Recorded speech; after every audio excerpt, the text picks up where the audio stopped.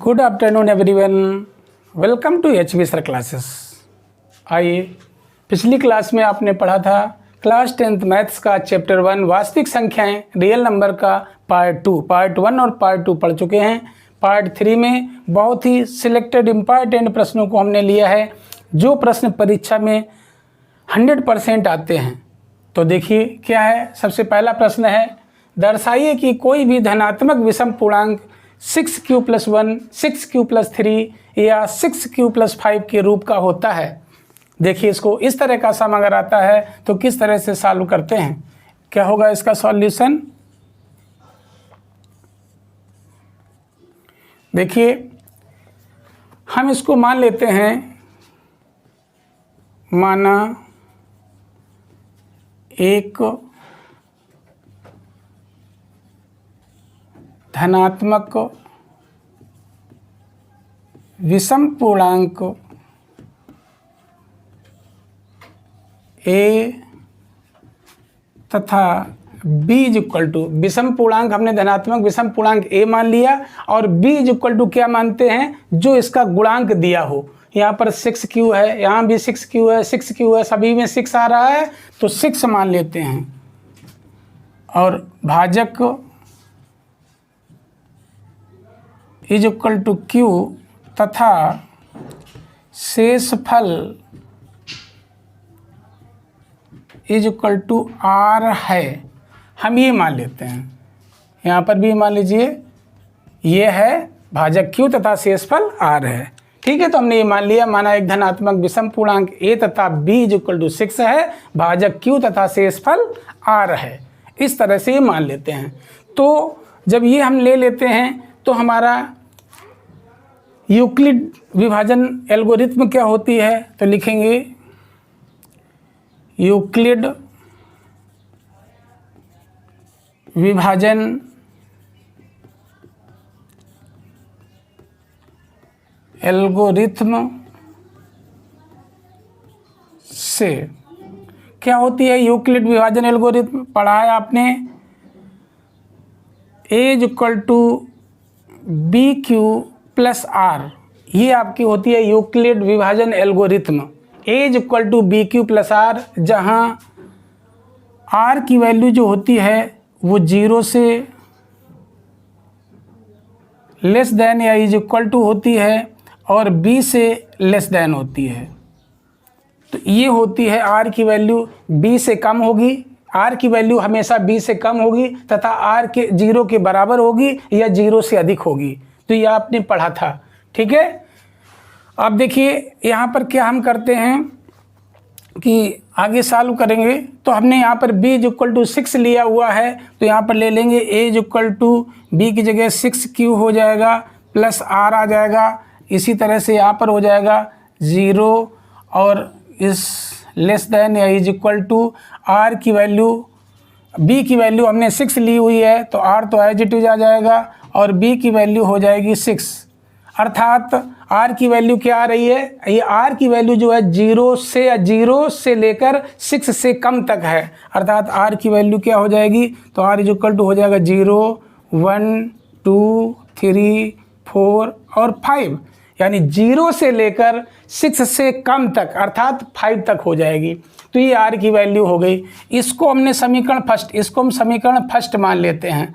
अब इस r की वैल्यू हम ये 0, 1, 2, 3 एक एक करके इस समीकरण फर्स्ट में रख देते हैं।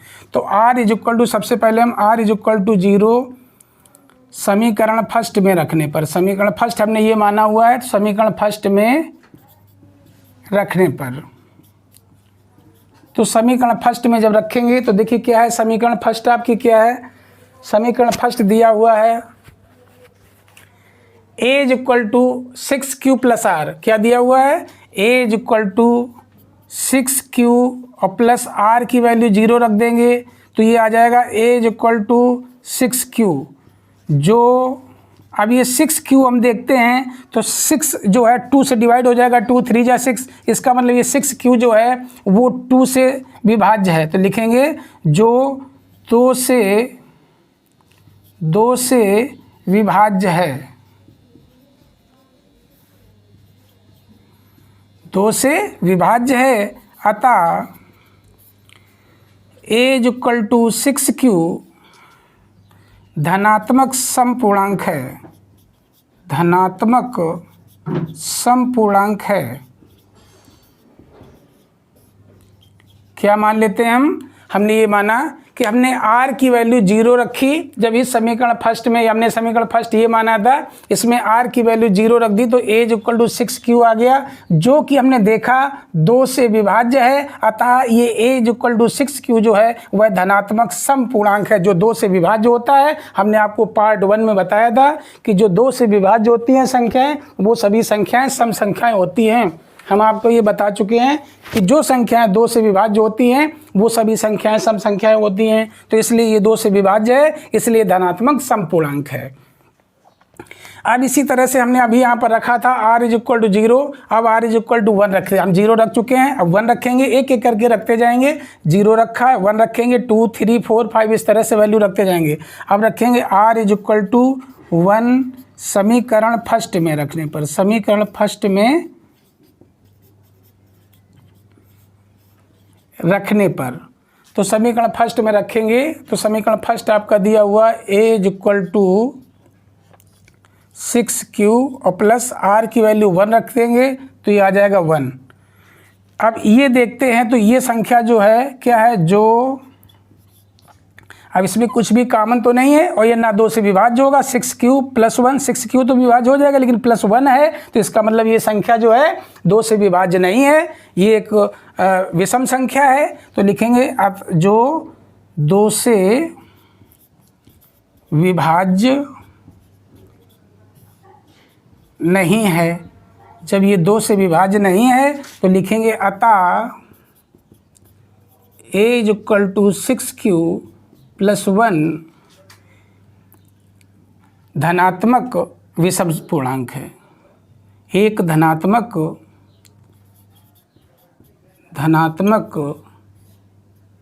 विषम पूर्णांक है।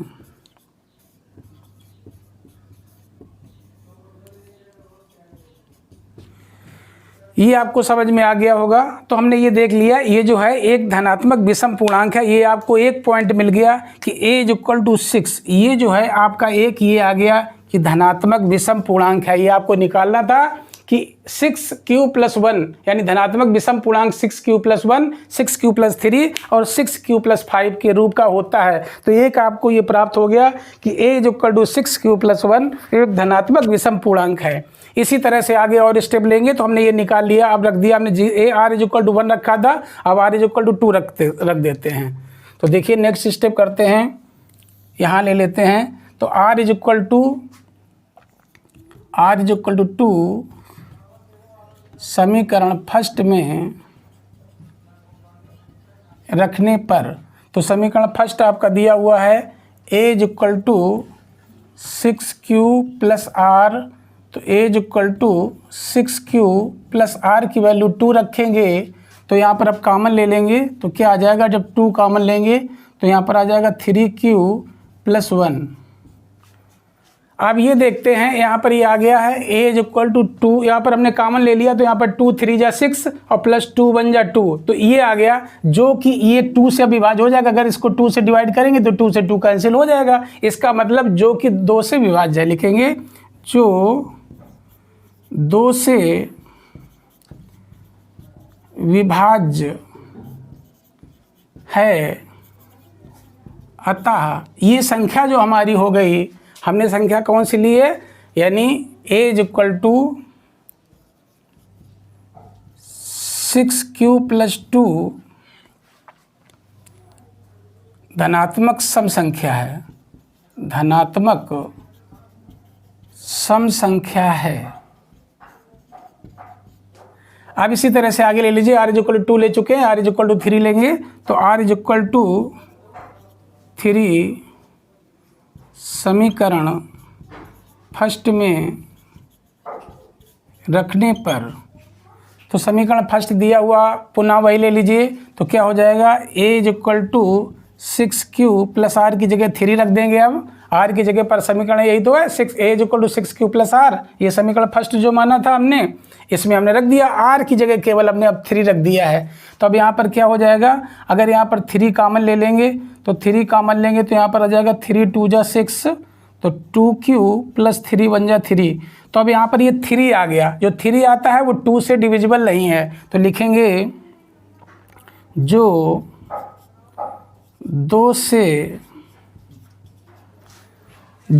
2 से विभाज्य नहीं है। क्या लिखेंगे, देखिए क्या दिया हुआ है, जो 2 से, ये संख्या देखते हैं, ये 2 से विभाज्य नहीं होगा 3, जो 2 जब उसका गुणज विभाज्य नहीं है तो इसका मतलब ये पूरी संख्या, हमने गुणज देख रहे हैं, इसका गुणज देख रहे हैं, 2 से विभाज्य नहीं है, इसका मतलब ये पूरी संख्या जो है 2 से विभाज्य नहीं होगी। तो लिखेंगे जो 2 से विभाज्य नहीं है, अतः a = 6q + 3 धनात्मक विषम पूर्णांक है।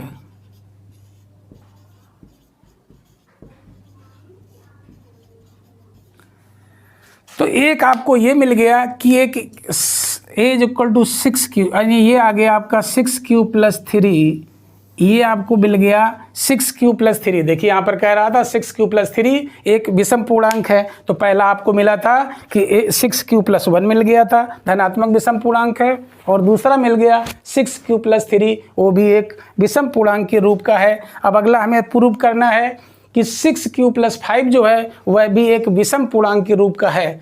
तो इसी स्टेप में आगे बढ़ेंगे। तो हमने r = 3 लिया था, अब लेंगे r = 4, हम यहाँ ले चुके 0 1 2 3 तक ले चुके हैं, अब 4 लेंगे और 5 लेंगे। तो r = 4 लेने पर तो ले लेंगे r = 4, समीकरण फर्स्ट में रखने पर, तो समीकरण फर्स्ट आपका दिया हुआ है वही a = 6q + r की वैल्यू 4 हो जाएगी। यहाँ पर 2 कॉमन ले लेंगे तो आ जाएगा 3q और +2, 2 3 = 6 और 2 2 = 4, तो ये आ गया। अब इसका गुणज हमने देखा 2 है, इसका मतलब ये संख्या जो है 2 से विभाज्य है। लिखेंगे जो 2 से विभाज्य है, अतः a = 6q + 4 धनात्मक सम संख्या है। तो इस तरह से ये प्रूव हो गया कि ये भी हमने प्रूव कर लिया कि ये धनात्मक सम संख्या है। a = हमने r = 4 रख दिया। अब आगे देखते हैं नेक्स्ट स्टेप।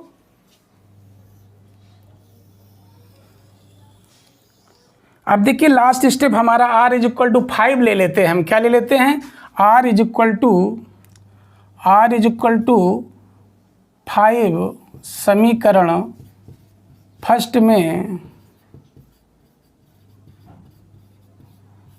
रखने पर, समीकरण फर्स्ट में रखते हैं तो क्या आ जाएगा, r की वैल्यू रख रहे हैं जब इसमें समीकरण फर्स्ट में, तो आ जाएगा a = 6q और +5।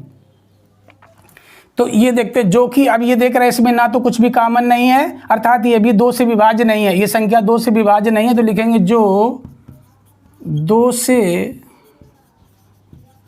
विभाज्य नहीं है, जो 2 से विभाज्य नहीं है, अतः a = 6q + 5 एक धनात्मक विषम पूर्णांक है, विषम पूर्णांक है। तो इस तरह से ये हमारी एक संख्या जो हो जाती है वो धनात्मक विषम पूर्णांक आ जाती है। तो इस तरह से हमें संख्याएं मिल जाती हैं। एक ये संख्या हमारी मिल जाती है जो 6q+1 धनात्मक विषम पूर्णांक है, और दूसरी संख्या ये मिल जाती है 6q+3 जो धनात्मक विषम पूर्णांक के रूप का है, और तीसरी संख्या ये मिल जाती है 6q+5 जो एक धनात्मक विषम पूर्णांक के रूप का है। तो इस तरह से इस प्रश्न का सलूशन हो जाता है। इसके बाद आप देखते हैं अगला प्रश्न, बहुत ही इंपॉर्टेंट प्रश्न है, अधिकांश ये परीक्षा में आता रहता है। अब अगला प्रश्न है यूक्लिड, बहुत ही इंपॉर्टेंट प्रश्न है, अधिकांश आता है। यूक्लिड विभाजन प्रमेयिका का प्रयोग करके दिखाइए कि किसी धनात्मक पूर्णांक का घन 9m+1 या 9m+8 के रूप का होता है। तो यहाँ पर घन दे देता है, घन पूछेगा, घन कहेगा या वर्ग कहेगा। तो इस तरह से ये संख्या दी होती हैं। तो देखिए इस तरह का यदि सवाल आता है तो हमें कैसे सॉल्व करना है। देखिए क्या है इसका सॉल्यूशन।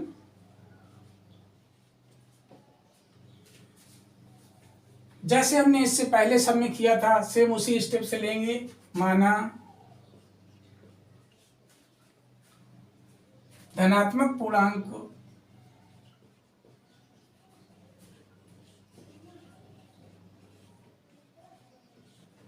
a तथा b = 3।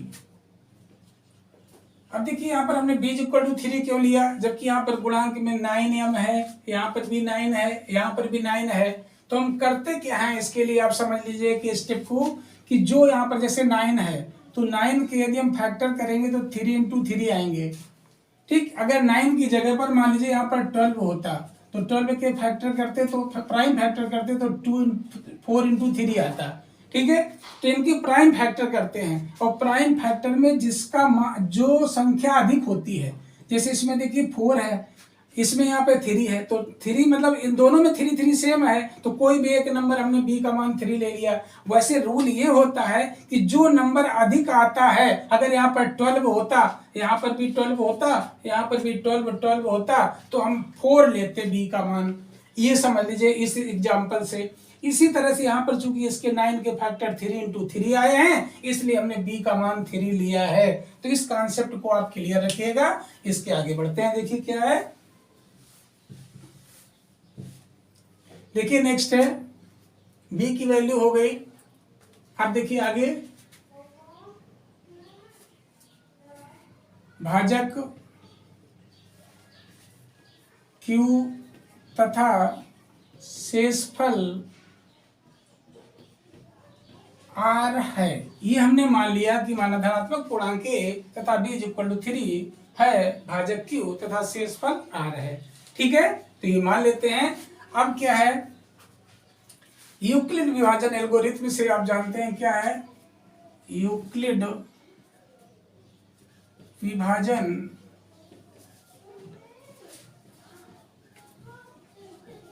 एल्गोरिथ्म से, तो यूक्लिड विभाजन एल्गोरिथ्म क्या है, a = pq + r 0, r की वैल्यू 0 से अधिक है या इक्वल है, और b से इसकी वैल्यू लेस देन है। ये आप पढ़ चुके हैं, यानी r की वैल्यू जो है वो 0 से अधिक है या इक्वल है, लेकिन b से कम है।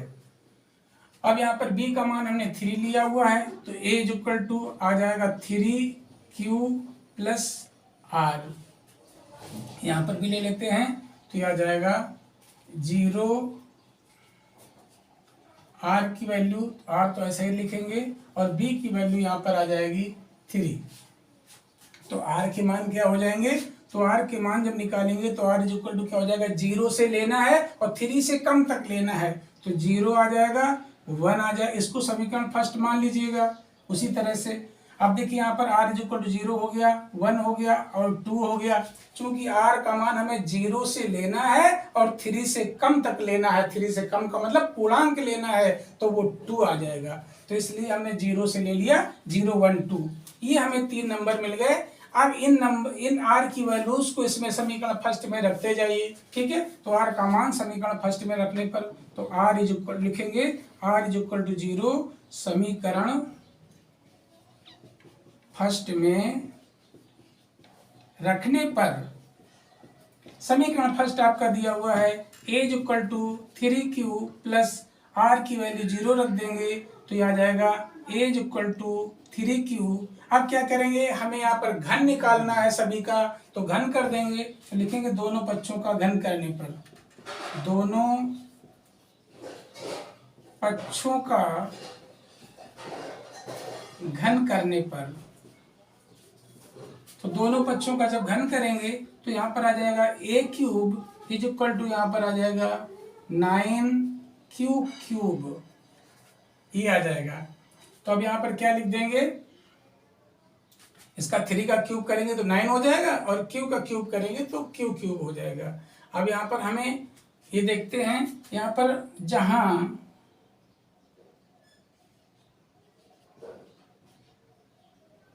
m is equal to Q cube, ये क्यू क्यूब जो है इसकी जगह पर m ले लेते हैं तो ये आ जाता है a cube is equal to 9m, क्या आ जाता है, तो ये देखिए 9m के फॉर्म में आ गया, यानी 9m के रूप में ये a क्यूब की वैल्यू आ जाती है।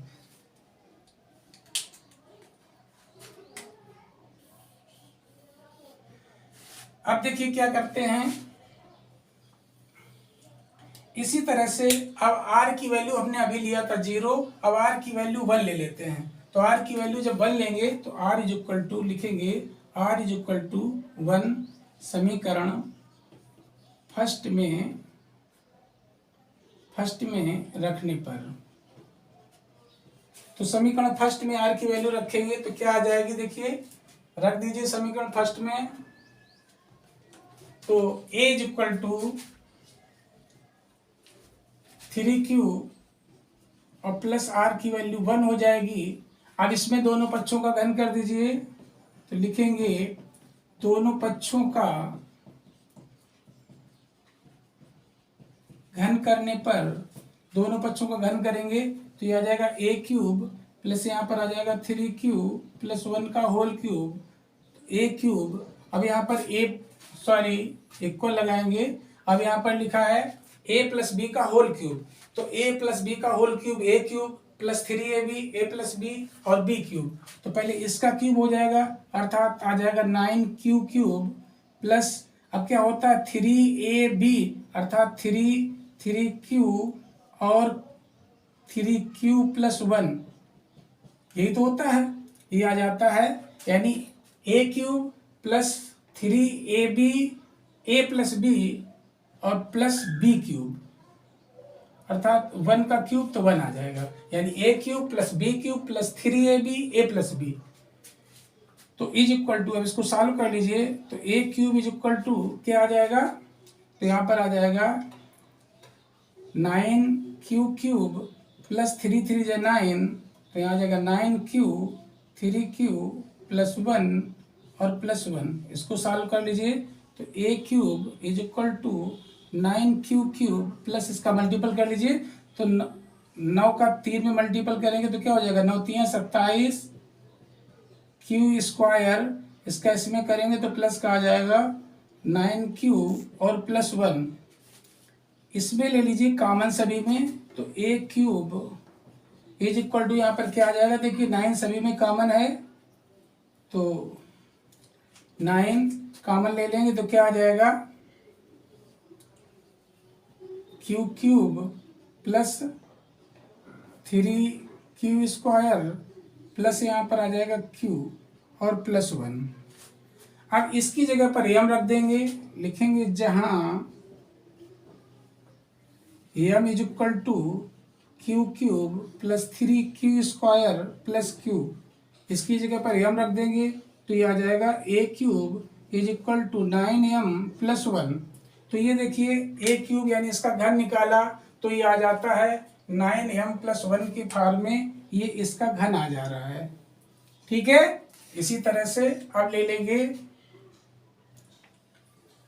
अब देखिए last step, r is equal to हमने 0 ले लिया, r इज इक्वल टू 1 ले लिया, अब r इज इक्वल टू 2 ले लेते हैं, तो r इज इक्वल टू जब 2 लेंगे तो देखिए क्या आ जाएगा, r इज इक्वल टू 2 ले लेते हैं, हाँ ले लीजिए, तो r इज इक्वल टू समीकरण फर्स्ट में रखने पर,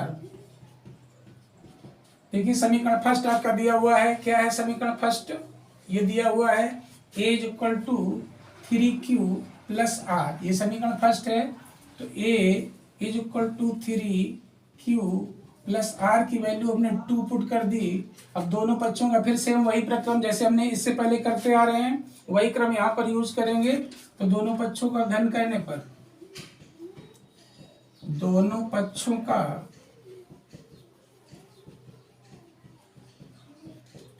हम यहाँ पर घन करेंगे तो इसका आ जाएगा a क्यूब, इसी तरह से पहले a cube plus 3ab a plus B plus b cube, तो पहले इसका क्यूब आ जाएगा तो क्या आ जाएगा 3 त्रिका 9 3 27, तो यहाँ आ जाएगा 27 क्यूब प्लस 3 और इन दोनों का मल्टीपल, तो 3 2 जा 6 क्यूब, और यहाँ पर आ जाएगा 3q प्लस 2 और प्लस 2 दूनी 4 दूनी 8, यहाँ इसका क्यूब कर दिया तो यहाँ गया a cube is equal to 27q cube plus 18 cube, bracket में आ जाएगा 3q plus 2 plus 8। So a cube is equal to 27q cube plus इसका मल्टीपल कर दीजिए तो 18 के 54 क्यू स्क्वायर प्लस का 18 दूनी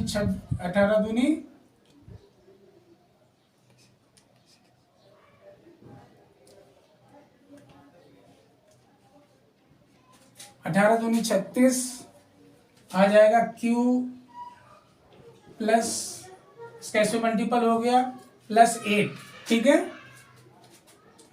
तो a cube is equal to, अब यहाँ पर देखिए सभी में 9 कॉमन मिल जाएगा, जब 9 कॉमन ले लेंगे तो 9 3 27 Q cube plus 9 6 54 Q square plus, अब यहाँ पर आ जाएगा 36 Q प्लस 8, तो यहाँ पर इतनी की जगह पर m रख देंगे, जहाँ लिखेंगे m is equal to 3q cube plus 6q square plus 4q रख देंगे वैल्यू, तो a cube is equal to 9, इसकी जगह पर आ जाएगा m और प्लस 8, जो कि आपको प्रूव करना था।